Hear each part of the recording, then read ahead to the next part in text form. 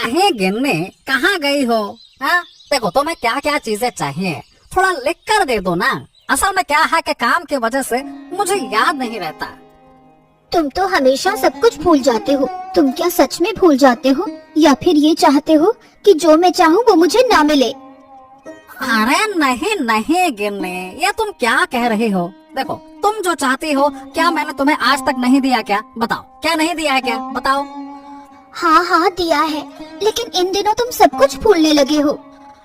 अरे भूल नहीं रहा हूँ, असल में जानती हो रोज नई नई चीजें देना कुछ खास नहीं रहता। मैंने सोचा कि एक दिन हफ्ते में तुम्हें जो चाहिए वो सब तुम्हारे सामने लाकर रख दूंगा, तब तुम खुश रहोगे और मुझे अच्छे अच्छे पकवान बनाकर खिलाओगे। क्यों? ठीक है, देख लेंगे। वैसे सुनो, आज आते समय एक बस्ता चावल ले आना, घर में चावल खत्म हो रहे हैं। ये लो, बिल्कुल जैसे ही ऑर्डर करोगी सामने ले आकर रख दूंगा। और देखो, चारों तरफ लोग 2 वक्त की रोटी के लिए तरस रहे हैं। हाँ तुम ठीक कहते हो। वही मेरी छोटी बहन है, कहाँ से उसे पकड़ लिया, उस भिखारी से शादी कर ली। अब देखो 2 वक्त की रोटी के लिए आंसू बहा रही होगी। हाँ तो फिर बताओ, तुम्हारे जैसा सुख और किसे मिला है? अब बताओ, मैंने तुम्हें अच्छे से रखा है या फिर नहीं? बताओ। हाँ सच में तुम मुझे बहुत अच्छे से रखते हो। मुझे खाने पीने की कोई कमी नहीं होती। हर महीने तुम मुझे 5 साड़ी देते हो और गहनों की तो कोई कमी ही नहीं है। हाँ, और तुम्हारी बहन? हाँ, अरे उसे तो साल भर में एक कपड़ा भी नहीं मिलता।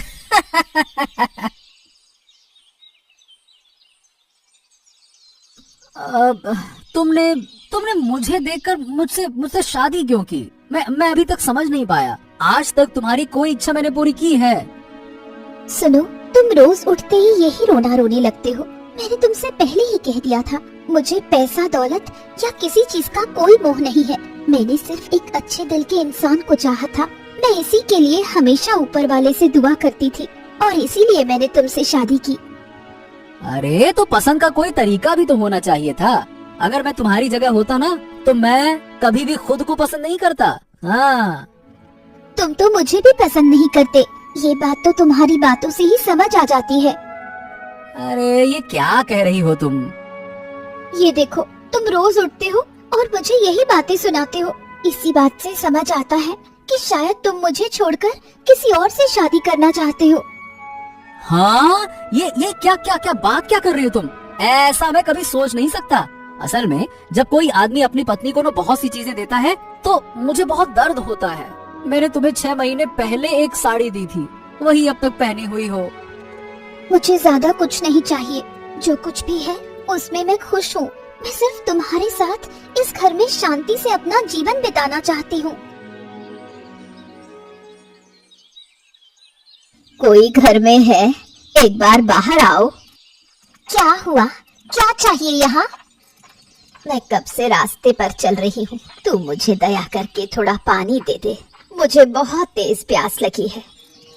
जैसे ही बड़ा घर देखा, पानी मांगना शुरू कर दिया। फिर पानी के नाम पर क्या क्या मांगोगी? इसका कोई ठिकाना है? नहीं, मैं कुछ नहीं मांगूंगी, मुझे सिर्फ थोड़ा पानी चाहिए। मुझे सच में बहुत प्यास लगी है, अब मैं और नहीं चल सकती।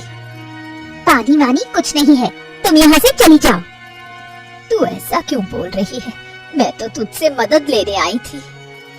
ऐसे बहुत से भिखारी आते हैं, पहले पानी मांगते हैं, फिर खाना मांगते हैं, फिर पैसे मांगते हैं, फिर ऐसा बर्ताव करते हैं जैसे सारा सामान हमारे पास रखा हो।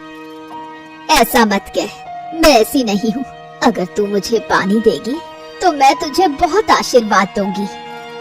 क्या मैं उन आशीर्वादों को खा लूंगी? चुपचाप यहाँ से चली जाओ, अपना समय बर्बाद मत करो। ठीक है, मैं जा रही हूँ, लेकिन याद रखना, जिस तरह से तू मुझसे पेश आई है, यही बर्ताव लोग कभी नहीं भूलेंगे।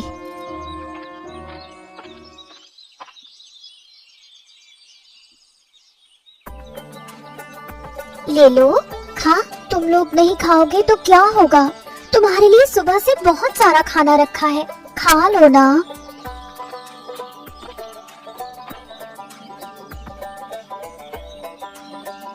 बेटा, मुझे थोड़ा पानी देगी? मैं बहुत दूर से चलकर आई हूँ, नदी के पार। किसी ने मुझे पानी नहीं दिया। इस बांस के पुल से होकर आई हूँ मैं। ये क्या बूढ़ी माँ, आप नदी के उस पार से बिना पानी पिए आ रही हैं? आइए मैं आपको पानी देती हूँ।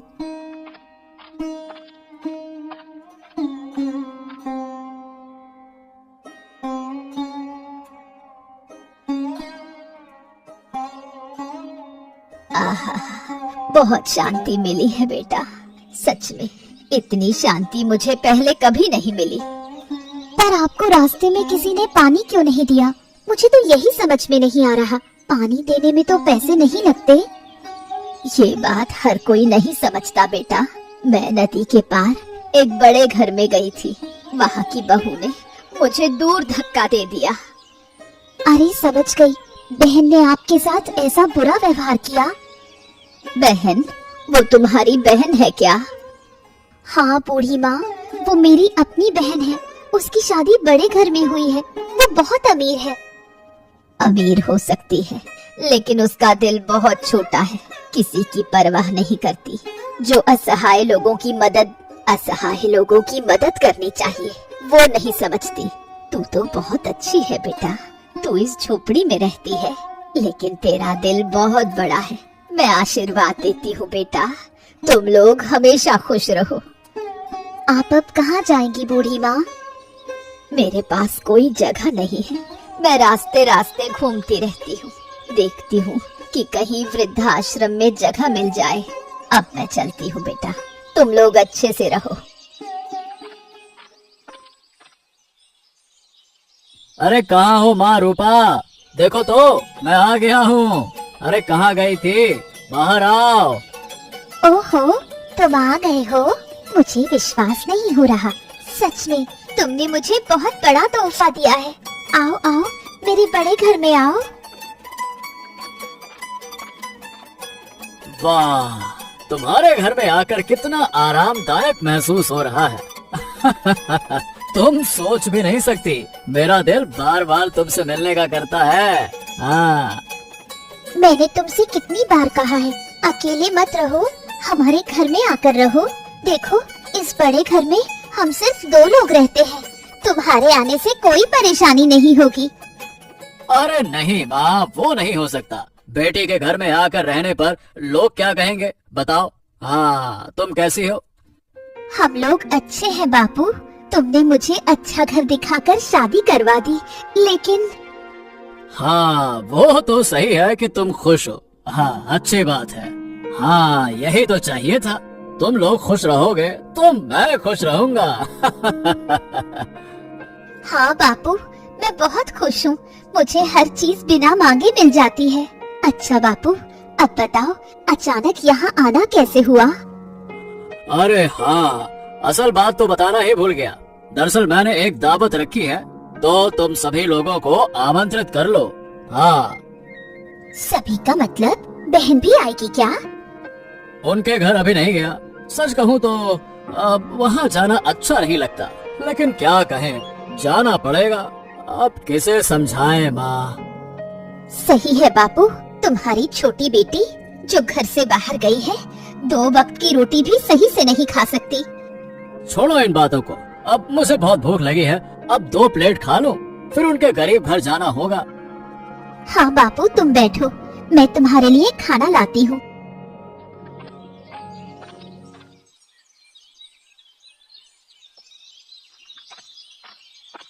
ओह बापू, तुम, मेरा सौभाग्य कि तुम मेरे घर आए।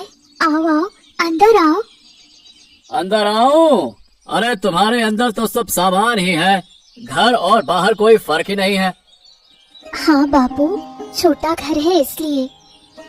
हाँ, ठीक है ठीक है। सुन, ज्यादा देर नहीं बैठूंगा, तुम्हें कुछ बताने आया हूँ। नहीं बापू, ऐसा नहीं है, पहले बैठो, फिर जो कहना हो कहो। हाँ, इस घर में कैसे रहती है वो तो तुम जानती हो। बाप रे बाप, आते ही मुझे घबराहट हो रही है। लेकिन मुझे तो बहुत अच्छा लगता है बापू, मैं बहुत शांति से यहाँ रहती हूँ। हाँ हाँ हाँ, वो तो देख ही रहा हूँ कि कितनी शांति से रह रही हो। 6 महीने पहले जो कपड़ा पहना था वही अब तक पहनी हो। अरे ये सब क्या है? अच्छा ठीक है, रहने दो। मुझे कुछ ज्यादा नहीं चाहिए बापू, मैं थोड़े में ही संतुष्ट हूँ। अगर तुम ठीक हो तो वही अच्छा है। अब मैं एक बात कहने आया था। परसों मैं अपने घर में दावत रख रहा हूँ। तुम्हारी बहन और जमाई बाबू को भी बुला लिया है। तुम दोनों भी आओ, अच्छा खाना खाकर जाना, ठीक है? क्या खास मौका है दावत का बापू? अब कोई खास मौका नहीं है, बस मेरा मन किया तो दावत दे दी। हाँ ठीक है बापू, मैं उस दिन उन्हें लेकर आ जाऊंगी। हाँ ठीक है, फिर वही बात हो गई। चलो अब मैं जाता हूँ, यहाँ ज्यादा देर रुक नहीं सकता, अच्छा नहीं लग रहा है। चलो मैं जाता हूँ। कहाँ दर्द हो रहा है बेटा, मुझे बताना, कहाँ दर्द हो रहा है तुझे? माँ, सिर में बहुत दर्द हो रहा है, पेट में भी बहुत तकलीफ हो रही है, मुझे कुछ दवाई दे दे माँ, मैं दवाई खाऊं तो तुरंत ठीक हो जाऊंगी। बेटा, मैं दवाई खरीदने के लिए पैसे नहीं जुटा सकती, तू थोड़ा आराम कर। मैं पहले निखिल दा के घर जाकर पैसे लेकर आती हूँ, निखिल दा मुझे जरूर मदद करेंगे। ठीक है माँ, जल्दी आना।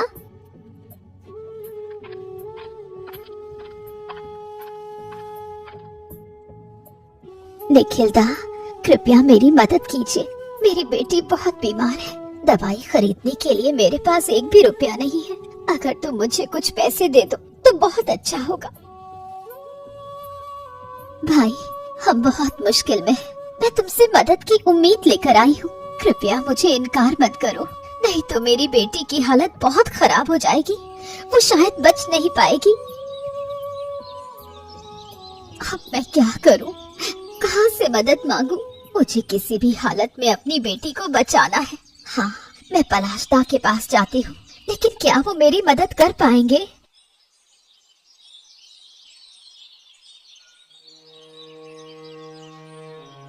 पलाशदा, घर पर हो क्या? अरे नीलिमा दी, तुम यहाँ क्या कर रही हो? और तुम्हारा चेहरा इतना उदास क्यों है? क्या हुआ है? मेरी बेटी की तबीयत बहुत खराब है, दवाई खरीदने के लिए मेरे पास पैसे नहीं है। निखिल दा के पास गई थी, लेकिन उन्होंने मदद नहीं की। अब मेरी बेटी बिना इलाज के मर जाएगी। तुम मत रो दीदी, हम है ना। रुकिए, मेरे पास कुछ जमा पैसे हैं, मैं तुम्हें दे देती हूँ, तुम जाकर दवाई ले लो। तू अपने जमा किए हुए पैसे मुझे दवाई के लिए देगी? क्यों नहीं दूंगी, मुझे लगता है इन पैसों की तुम्हें जरूरत है, इसलिए मैं तुम्हें दे रही हूँ। तुझे बहुत धन्यवाद, तुम्हारा दिल कितना बड़ा है, तूने आज मुझे समझाया है कि इंसानियत क्या होती है। ठीक है, अब ज्यादा धन्यवाद मत देना, जल्दी से दवाई लेकर घर जाओ। आओ आओ आओ जीवन, आओ आओ, तुम दोनों के लिए मैं कब से इंतजार कर रहा था। तुम लोग इतनी देर से क्यों आए? मत पूछो, तुम तो उन्हें जानते ही हो, बस काम और काम, उन्हें कुछ और समझ ही नहीं आता, इसी वजह से थोड़ी देर हो गई आने में। अरे नहीं नहीं नहीं, अरे नहीं नहीं नहीं, काम में व्यस्त रहना बहुत अच्छा है, कम से कम खुद को व्यस्त रखा जाता है, पूरा दिन समय बर्बाद नहीं होता। चलो जीवन, तुम्हें थकान जरूर होगी, अब अंदर चलो। चलो चलो। क्या बताऊं, जल्दी में कोई मिठाई भी नहीं ला पाई। अरे नहीं नहीं नहीं नहीं, इस बारे में चिंता मत करो, आओ आओ आओ, अंदर तो चलो चलो।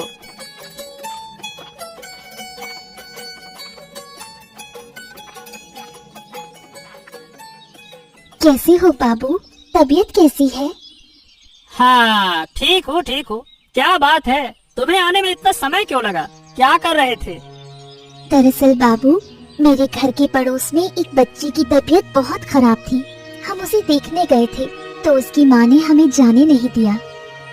अरे बाबू, क्या कोई हमारे साथ इस तरह व्यवहार करता है?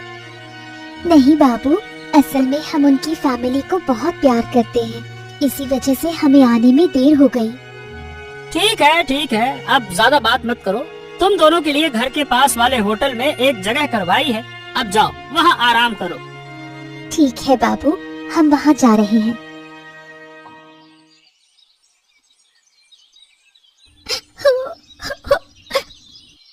अरे क्या हुआ, तुम फिर से रो क्यों रही हो? क्या तुम्हारा दिमाग खराब हो गया है क्या?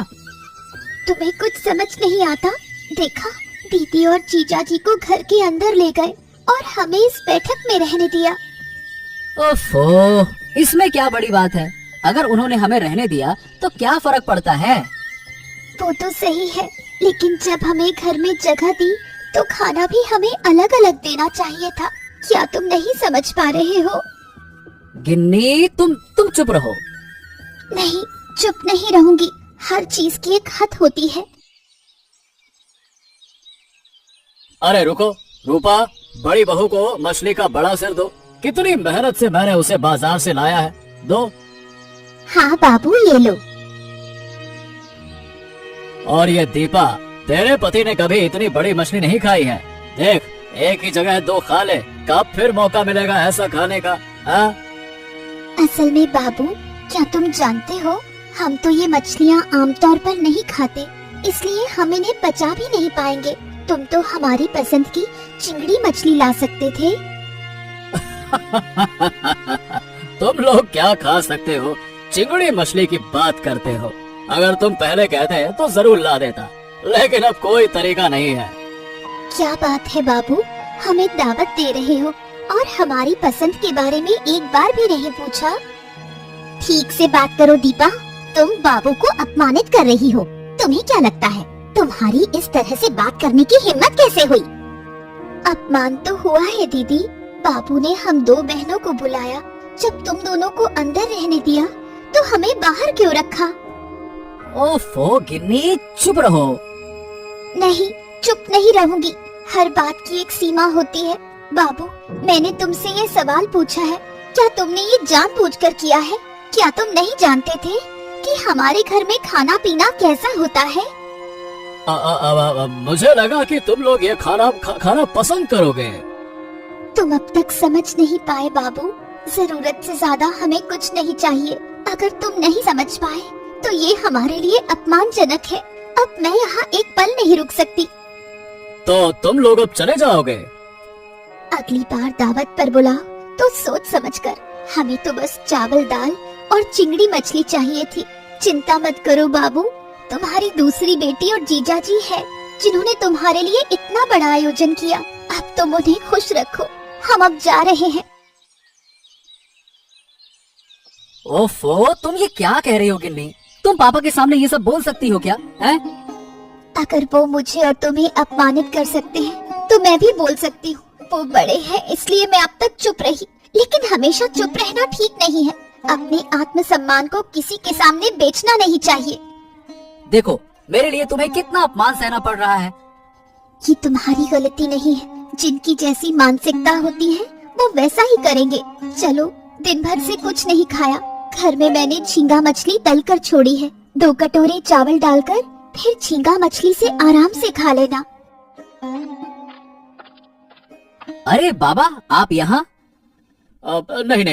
नहीं आकर मैं रह नहीं सका। असल में मैंने तुम दोनों के साथ बहुत गलत व्यवहार किया है। मैंने आसपास के लोगों से सुना है कि तुम्हारा घर छोटा हो सकता है, लेकिन तुम्हारा दिल बड़ा है। इसीलिए मैं तुमसे माफी मांगने आया हूँ। अरे ये क्या कह रहे हैं बाबा आप तो बड़े आदमी हैं, हमसे माफी क्यों मांगेंगे? ऐसा मत कहिए। अब देखो, आज दोपहर मैंने जो व्यवहार किया, हमने उन बातों को अब सोचा भी नहीं है। आप इन सब बातों को भूल जाइए। पलाशदा, मेरी बेटी ठीक हो गई है। अगर मुझे उस दिन दीपा पैसे नहीं देती तो मैं दवाई नहीं खरीद पाती।